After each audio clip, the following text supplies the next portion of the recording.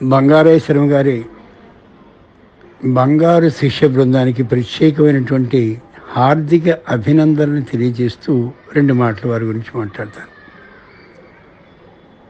లోకంలో చాలామందికి పలానిది తప్పు అని తెలిసిన అయ్యో చెప్తే ఏమొస్తుందో, అయినా మనకెందుకులే, మిగిలిన వాళ్ళు ఎవరో చాలామంది చూసుకుంటారు ఆ పనిని అనే ధోరణితో ఉంటారు.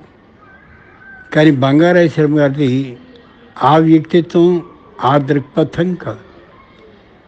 తేడా ఉన్నట్టయితే అది లోకంలో అందరికీ ప్రసారం అయి మొత్తం హిందూ ధర్మాన్ని దెబ్బతీస్తుంది అనేటటువంటి ఉత్తమ లక్ష్యం. అంచేతనే అవతలి వ్యక్తి ఎంత గొప్పవాడైనా సరే తప్పు మాట్లాడినట్టయితే ఏమాత్రం వెనకాడకుండా ఖండించడం వారి స్పష్టమైనటువంటి విధానం, శైలి. ఆ కారణంగానే వారు శృంగేరి జగద్గురువులకి అంత దగ్గర వారు కాగలిగారు. ముదిగొండ వారి శిష్యరికంలో చాలా అద్భుతమైనటువంటి స్థాయికి ఎదగగలిగారు కూడా.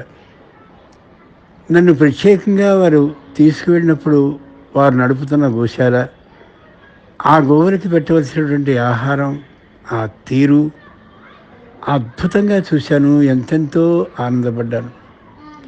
కాబట్టి బంగారేశ్వరం గారి పేరుకి సరిగ్గా సరిపోయినటువంటి వ్యక్తి అనేది నా స్పష్టమైన హార్దికమైనటువంటి అభిప్రాయం.